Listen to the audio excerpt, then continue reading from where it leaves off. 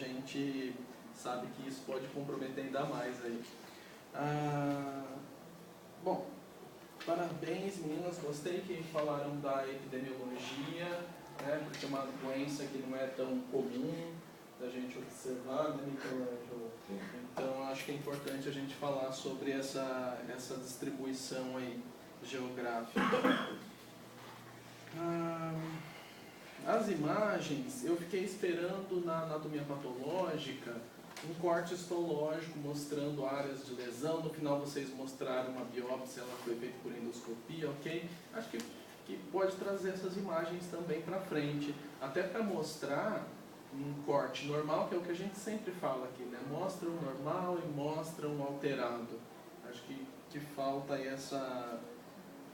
esse link, né, de você trabalhar com lesão, mostrando a lesão em biomedicina e comparando com um corte normal. Tá? Ficou ótima a parte da apresentação sobre o transporte através de membranas. Aí sim, né, professora Beatriz, podemos utilizar o termo através. Você atravessa, né, a substância atravessa a membrana. Eu acho que ficou muito bom. Na parte, para quem não apresentou, me explica, né, uma das duas, qual que é a relação, né, dessa anemia megaloblástica, onde a gente observa uma baixa quantidade de hemoglobina, com essa doença. Como vocês me explicam isso? Por quê? No caso da anemia megaloblástica, ele vai ser ocasionado por quê? Por causa da deficiência da vitamina B12 e do ácido fólico. A B12 ela está relacionada com a produção de eritropoese. E no ácido fólico é a síntese de hemoglobina. Então, se eu tenho pouca absorção deles, é óbvio que eu vou ter uma quantidade um retardamento na divisão e maturação celular, ocasionando uma pouca quantidade de hemácias, com seu número maior, que vai aumentar a macrocitose da célula. Seu número maior? É o aumento da célula. O número ou o aumento do tamanho? Ou os dois? Morfologia. A morfologia, né? O O número vai diminui diminuir e o tamanho aumenta. vai aumentar. Então isso quer dizer que tem relação com a absorção? Sim. Qual seria o local de lesão, então? No intestino. Qual parte? Intestino delgado, parte superior. Oi? As microvelocidades do intestino delgado. Qual parte do intestino delgado? Duodeno. Duodeno? Na verdade, ela pode acontecer em todas as partes. Assim. Tá, mas quando você fala de um prejuízo no processo de absorção da vitamina B12, qual porção? Jejum. Já falaram todas, né? A porção de ilho, né, pessoal? Que é ali que acontece o processo de absorção da vitamina B12. Né? Então, lesões na região de ilho teriam um comprometimento no processo de absorção dessa vitamina B12. Tá? Hematócrito. Falaram pode aumentar o hematócrito. O hematócrito, ele depende. No caso da diarreia, ele vai aumentar por causa da perda do líquido extracelular. Já se o paciente ele tiver a anemia megaloblástica, ele vai diminuir por causa da perda do líquido intracelular. Então, juntando os dois, um paciente com anemia megaloblástica e a diarreia, ele, no caso, o valor do hematócrito ele vai depender do caso. Se a diarreia for maior do que a anemia, consequentemente o hematócrito ele vai estar alto. Ou seja, né? Depende da gravidade do paciente. Em uma fase aguda, você, né, não vai ter uma anemia megaloblástica, mas você pode ter um hematócrito alterado por conta da perda de volume por diarreia. Isso é comum em outras doenças também. Né? Qualquer uma que leva a diarreia, um quadro de diarreia importante de vômito, você tem um aumento do hematócrito. Tá joia, pessoal. Okay. Bom, meninas, parabéns pelo trabalho, eu gostei. Dada a aceleração que vocês deram ali, eu perdi algumas calorias. Eu já vou sair desse trabalho mais magro, porque tentando acompanhar, vocês assim, freneticamente, e aí, entendeu? Mas, não, foi legal, mesmo assim, foi legal. O que eu aconselho a vocês é relaxarem um pouco mais. Tá? Relaxa um pouco mais, procura, isso é uma apresentação, isso não é a apresentação da vida de vocês, obviamente que é importante, é sério, mas relaxa um pouco mais, não é para vocês guardarem todo esse grau de tensão que vocês guardam, porque senão vocês acabam se prejudicando, né? Muitas coisas acabam perdendo um pouco em clareza. Uma coisa que eu gostaria de dizer em relação às ilustrações, principalmente algumas tabelas e alguns esquemas que vocês fizeram, os esquemas estavam um pouco apagados e o caractere meio pequeno. Então isso, assim, para quem está mais de longe, né, e é meio ceguinho, quem assim, nem eu, imagina a professora Neyara Forzinha Serrano Gomes, que já tem quase 80 anos, tem presbiopia, né? Vocês sabem que presbiopia é contagioso, e eu peguei presbiopia na Forzinha. Sabe que ela vai ver esse vídeo, né? Você sabe que ela vai ver esse vídeo, né? Eu já falei isso. Dá um beijinho, manda um beijo pra ela. Então, assim, isso acaba prejudicando um pouco, né? Não só a atenção do espectador, como o quanto de tempo vocês detêm para isso. Então, eu só queria fazer algumas observações. A Bárbara se referiu corretamente à hipotrofia das velocidades. Gostei, muito obrigado. Vocês lembraram de mim, acredito. Não usaram o termo atrofia, e sim hipotrofia, que é mais interessante. Não que se usasse atrofia estivesse errado, mas é mais interessante. Agora, por exemplo, eu gostaria só que vocês passassem rapidamente aquela tabela lá dos carboidratos, que vocês colocam lá, sacaridases da membrana de superfície do intestino delgado. Essa daqui? É.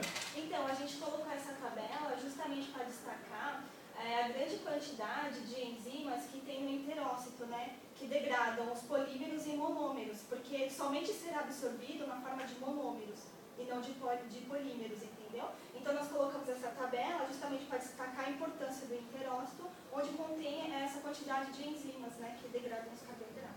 Não, perfeito.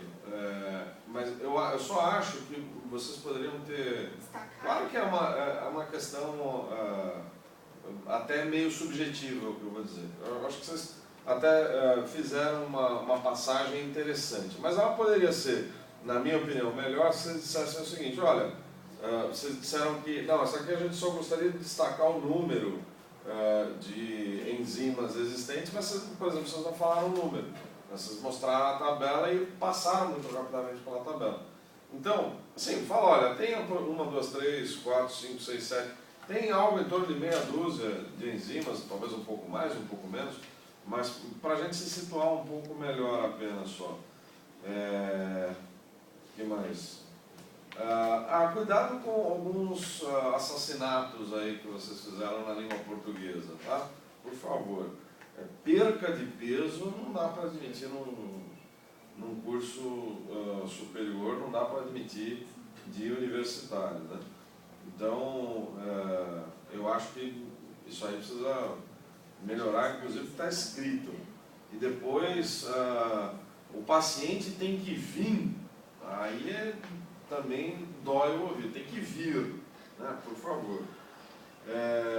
Mas, no mais, eu acho que vocês abordaram bem a questão de diarreia osmótica, diarreia secretória, a questão de não ter um agente patogênico definido, acho que foi bastante bem abordada, inclusive. O exame endoscópico, acho que também foi bem abordado. Então, eu só tomaria cuidado com algumas coisas aí na abordagem de vocês, um pouquinho mais de calma na apresentação. patogênese, no que diz respeito à patologia, patogênese vocês abordaram como que deve ser abordado mesmo? Quer dizer, não tem como você falar de muitos detalhes de patogênese, uma vez que os agentes causais são muito variados por uma entidade clínica como essa. Mas, no geral, eu gostei da apresentação de vocês, mas toma cuidado para vocês não darem uma desviada lá no caminho. E alguns dados aí, por exemplo, desculpa, Adriana, até me intrometer, mas, por exemplo, alguns dados, quando vocês falaram, a Juliana estava dizendo das alterações hematológicas e tal, em vez de você falar isso, vocês precisam ter construído uma tabela. Quer dizer, você falaria assim, né, mas talvez o enquadramento desses dados deixasse um pouco mais claro para o espectador. Né? Mas vai melhorar. Até o sexto semestre melhora. Exatamente. Bom, obrigado. Bom, meninas, a primeira coisa que eu queria falar é que vocês devem ter treinado isso à tarde, né? A gente Foi à treinou tarde? no sábado. À tarde. A gente E aí você começava falou de boa manhã, tarde. perdi. Era bom dia. Vocês trocaram algumas palavras, né? Essa parte da tabela eu concordo com o Michelangelo. Então, assim, se não vai falar, não põe. Né? Ou então fala alguma coisa. Vocês falam, essa aqui é só para ressaltar a importância. Se ela é insignificante, não coloca. Se ela é importante, tem que falar alguma coisa dela. Tá? Com relação às figuras, também concordo. Até coloquei aqui, vocês poderiam ter... Vocês falaram basicamente da parte de troca ali na membrana, né? Podiam ter feito um esqueminha, vocês feito um esqueminha manual, para que pudesse ficar mais visível. Aí até que deu para enxergar melhor, mas aqui não dá para ver quase nada, tá? A história da perca também, né, que doeu meu ouvido. De onde vem essa palavra espro, sei lá? Vocês chegaram a ver isso? Por que tem esse nome? Você sabe? Eu sei que é tropical por causa da região. Não, tropical dá pra saber, né? Mas espro, não sei. A própria celíaca também faz espro celíaca. Doença celíaca também. Não desconheço. E eu senti falta da biologia molecular, cadê? Então, pra gente falar com você, não tem marcador. Então, mas lembra que eu falei? Vocês podem falar da doença celíaca e usar os marcadores moleculares que são usados na doença celíaca, que são usados mesmo, para diferenciar do espro tropical. Eu tinha falado isso para vocês. Então, fiquei esperando chegar. Você até falou, né, de doença celíaca. Eu esperei que fosse vir alguma coisa da biologia molecular. A gente colocou o diagnóstico diferencial, né? Quando a Juliana Então, falou mas e os que marcadores que são usados na doença celíaca? Vocês tinham que ter colocado isso. Ainda falei, usa os marcadores da doença celíaca para diferenciar, só para ter alguma coisa que falar, né? E não só citar a doença celíaca, eu queria ver alguma coisa de marcador. Alguns errinhos de português, crase onde não tem. E endomísio, o que é? Endomísio, pelo que eu vi, é um anticorpo preditivo da hipotrofia das microvelocidades. Então, aqui está escrito anticorpo anti-endomísio. Porque no exame... Então, o endomísio não pode ser um anticorpo, né? É que no exame, pelo que eu li, que é um exame anti-endomísio IgA, porque o IgA é o mais sensível na doença celíaca. O que acontece? Vai ter esse anticorpo e eles vão colocar um anti-endomísio. Não, sim, eu entendi. Provavelmente essa IgA, ela é dirigida contra o endomísio e você usa um anticorpo anti-IgA, que é chamado de anti-endomísio. Mas o que é o endomísio onde a IgA liga? Vocês não chegaram a ver isso?